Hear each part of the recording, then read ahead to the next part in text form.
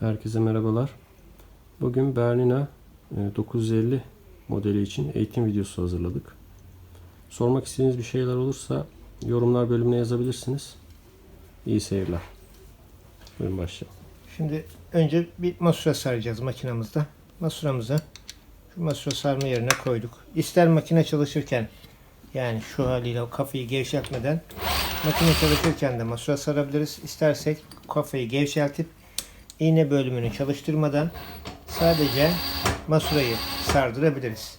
Şimdi burada bobinimiz oluyor normalde. Bobinlikten gelen ipimizi şurada üstte bir kancamız var. Şu kancaya muhakkak takıyoruz. Sonra geldik. Şu aynı zamanda üst kapağını açan bir vida. Arası da yaylı bir pul vardır. İpi önden arkaya şöyle bir tur alıyoruz. Buradan geldik masuraya. Elimdeki ipin fazlalığını masuraya doladım.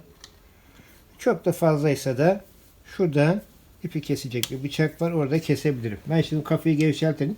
İğneyi çalıştırmayacağım. Sadece masurayı saracağım. Pedala bastım. Makinemin volant bölümünü çalışarak masurayı bu şekilde sarıyoruz. Şu kancayı muhakkak takın. Bobinlikten geldiği zaman sallantılı gelmesin.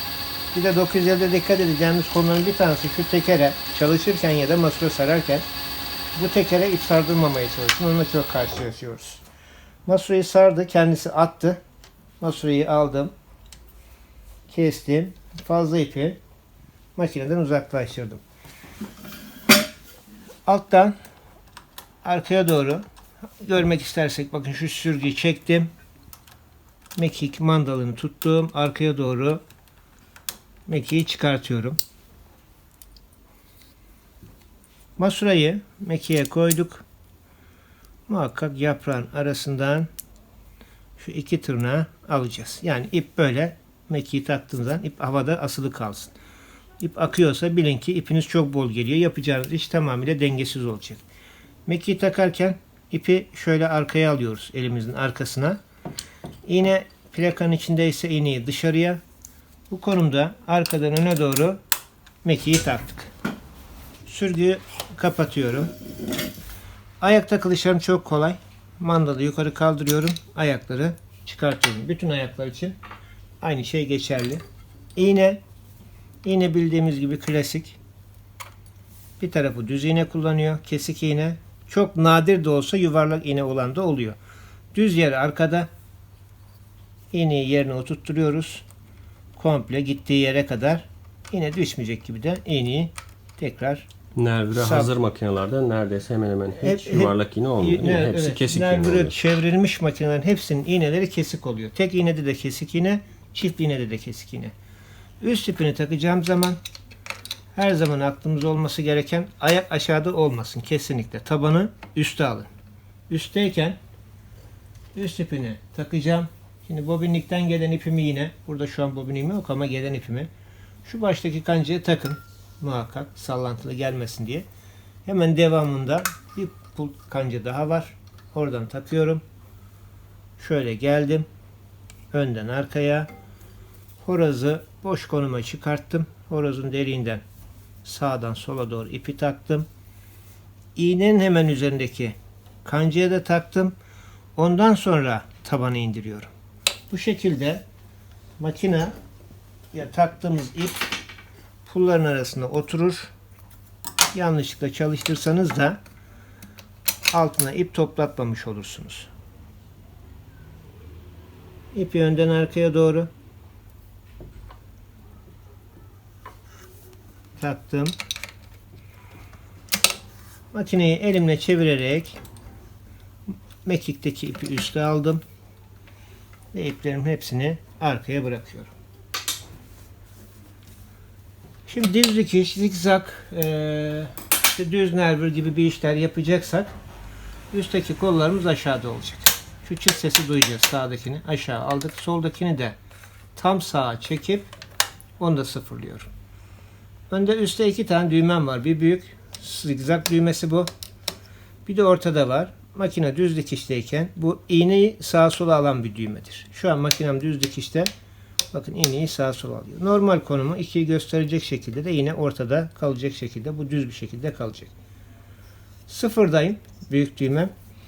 Düz dikişteyim yani. En alttaki düğmeyi sola doğru çevirerek kol kendi inecektir. Yapacağın dikişin boyunu uzatmış oluyorsunuz. Yani daha seyrek ya da sık dikiş. Bu kol aynı zamanda dikiş başlangıcında ileri gerisidir. Dikiş sağlamlaştırmadır. Ne kadar açtıysam aynı mesafede geri gidecek. Dikişi sıkacaksam daha sık dikiş. Bu sefer saat yönüne doğru çevireceğim. Koldaki çizgiyi sıfıra doğru yaklaştırdıkça dikişim sıklaşacak.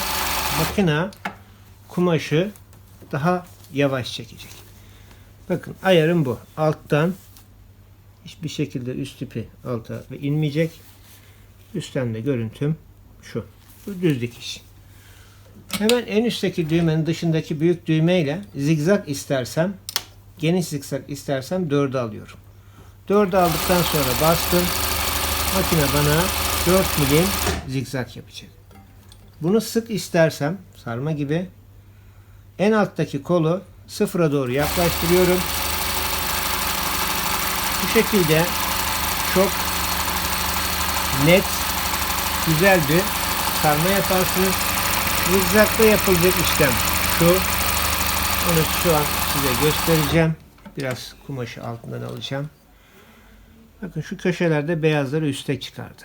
Şu an zikzakta üst ipim biraz sıkı. Düz dikiş için gayet güzel. Şu düğmemiz ne iş yaparsak yapalım üstten gelen ipi sıkıp gevşeteceğimiz düğme. Düğmeyi öne doğru çevirirsek ipi gevşeltiyoruz. Arkaya doğru ipi sıkıyorum. Şimdi biraz öne doğru gevşettim. Çok gevşetmeyin. Çok çevirirseniz pullar açılacaktır. Altına ip toplatırsınız. Öyle olur. Sadece alttaki ipin üste çıkmayacak kadar üst ipini gevşetip yaptığımız zikzağın daha muntazam olması için üst ipini biraz gevşettim.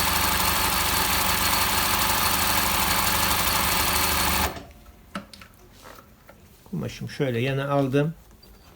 Bakın şu an çok net, güzel. Şu biraz öncekiydi. İş biraz beyaz yukarı çıktığı için hoş görünmedi. Bu şekilde sarma yaptım. Aynı sarmayı dantel saracaksam sadece zigzağını daraltıyorum. Yani üstteki düğme atıyorum 2 milim 3 milim ne kadar genişlikte istersek. Bununla da milimini bu sık seyrekliğine aynı.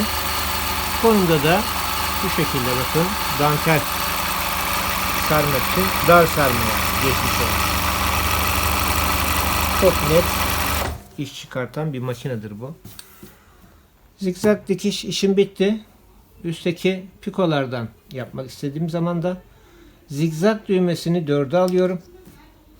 Sağdaki kolu yukarı atıyorum. Yukarı attığım zaman burada 1-20 diye bir yazı var. Yani makine diyor ben 1'den 20'ye kadar olan desenlerden bir tane yapacaksam kolu yukarı atarak 1-20 konumuna aldım. Ve şu sesi duyun muhakkak. Soldakiyle tam sağa çekeceğim ama önce bakın iğne şu an olduğu gibi kumaşın içinde. Kumaşın içinde olmasın. Muhakkak iğneyi kumaşın dışına alın. Tam sağa çekip istediğim desen hangisiyse onun karşısına bırakıyorum. Bu şekilde de sık seyreğini en son sarma yaptığım konumda açmadım. Çok sık bir piko yapacağız şu anda. Deseni yaptık. Biraz seyrekleştirdik. Sağ aldım. Bir başka desen kaydırdım. Aynı seyreklikte istersek direkt basıyoruz.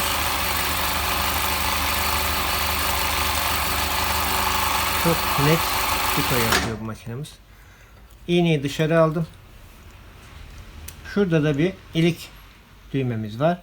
Şayet ilik yapacaksak bakın ilik ayağımız şu. Şöyle bir ayak gerekiyor. Güzel muntazam ilik açabilmek için. Altında kanalları olan. İkisi de kanal var.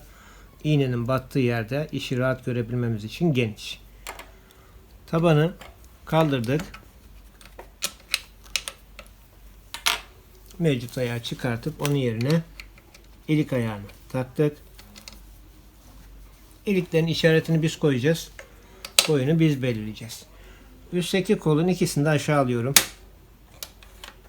İkisini de sıfırladım. Dıştaki zikzak düğmemi de sıfırladım. En son pikoyu biraz seyrek yapmıştım. İlik yaparken bu seyrek kalabilir. Adım mesafesini biraz daha sıkıyorum. Yani sıfıra doğru biraz daha çıkardım düğmeyi. Sonra ilik düğmesine gelip iliği düğmesini hep saat yönüne aynı istikamete çevireceğiz. 1, 2, 3, 4. Dördüncü adımda iliği bitirecek. Beşinci adımda da dışarıdan sökülmesin diye dikiş atacağız. 1'e alırken şu sesi duyacağız bakın çıt.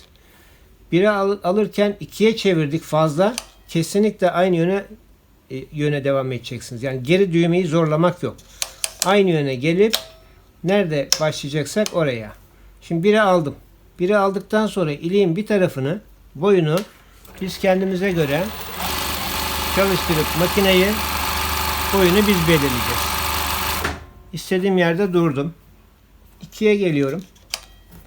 Çok az bir it. Yani enini. 3'e geliyorum. Şimdi geri gidecek. Burada da başladığım yerde